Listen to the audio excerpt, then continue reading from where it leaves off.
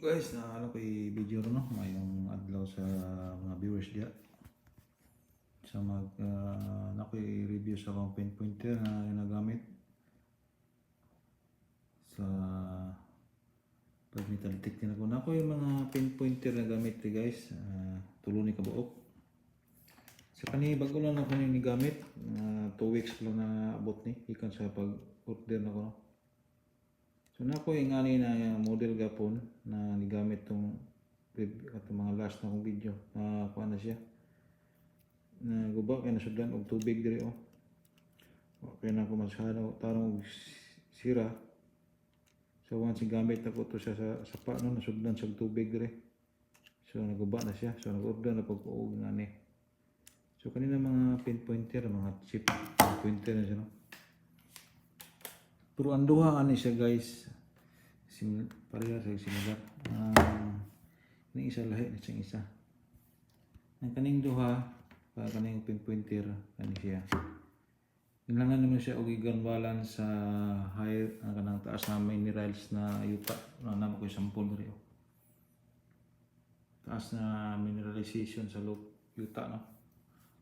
So kaning isa dili na siya kinahanglan i-gun balance mo. Ano ko i-sample diri guys. Gold ring o platinum.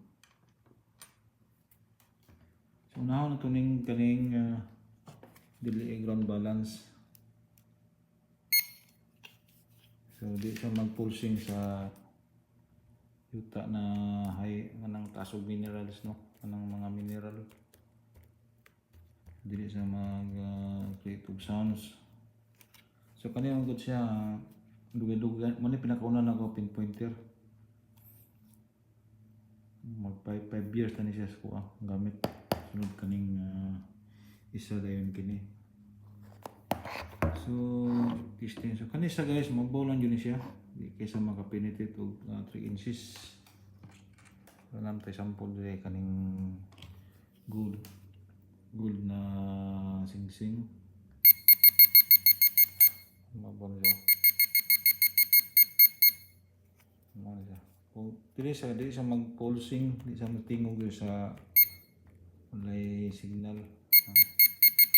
Ibutan to siya sa ibutan to siya ilawom sa tupperware na nayuta. Naipahilawon mo. Ang gabagoon na ni guys, mga 2 inches. 2 inches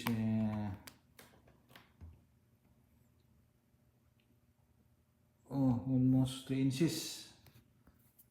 Almost 3 inches siya no. So guys, hindi na siya ka-penetrate o nga nakamadalom no. So hindi na punta sa kanina na ground balance na mga pinpointer. So kani guys, ang problema lang ng ako ani niya, kani siya. Hinay iyahang yang vibration, hinay ang iyahang sounds. O gamito ni man siya sa noisy na surroundings. Dili ni sa halos madungog o kilang og dili saba ang palibot no. Pero noisy ganin kanang windy kay ang palibot. Lisod ka og dungog ang iyang vibration, hinay iyahang vibrate. Dili ni halos mapil. Hinay kayo pero lam siya guys. Makapenetrate siya og 3 inches. Nato singsing og butang diya.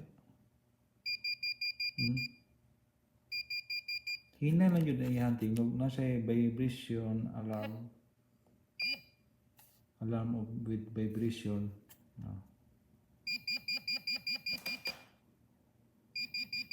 Kaya niya.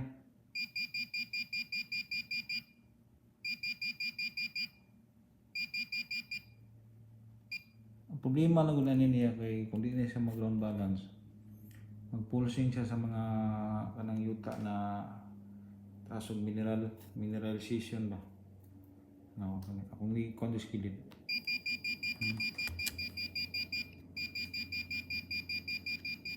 Mag-pulsing siya ng tingog. Kailangan yun mo sa ground balance. So pag ground balance, palungonin mo siya. dayon iana siya mo sa yuta na taas og mineral iunin mo siya yung laton na sa mag-beep nya sagdan mo nag mga 10 seconds so okay na siya hindi na siya mag-alarm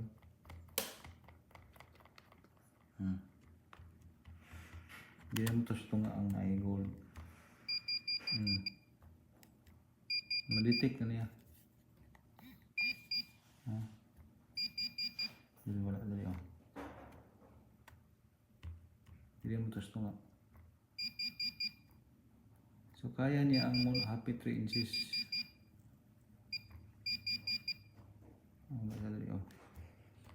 hindi mo ito tunga so pinakalawom na ko na pinpointer na gigamit ko hindi man na ako niya hinay ang audio o iyang vibration pero kani sa fully waterproof ni hantod 15 feet so masa isa ikaduha katulong ako mo ni gamit ako karon same naman gyapon sa aning kani nanan gyapon siya ground balance to ang ganahan ako niya guys kana say ilan na sa light nya kusog iyang sounds o iyang vibration mag-pulsing na po siya sa mga minerals na yuta na taas o minerals na yuta no so iyang vibration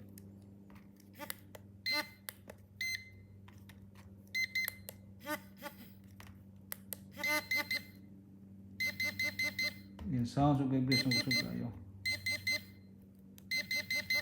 nalangyap na siya yung ground balance palungo na ito na ground balance yung masyana so stay lang siya ng mga 10 seconds dayon wala na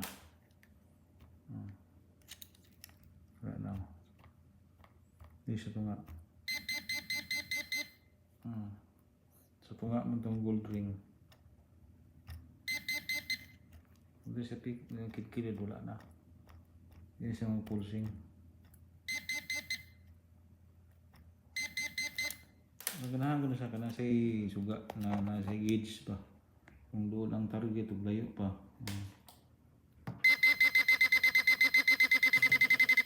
hindi po rin mga silence suga itong tanaw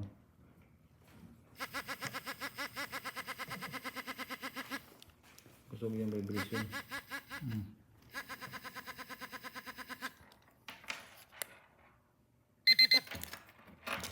ano yung gito mo ginangan di naman ka na ground balance pero di siya makapenetrate o 3 inches kani siya mga narasa sa 1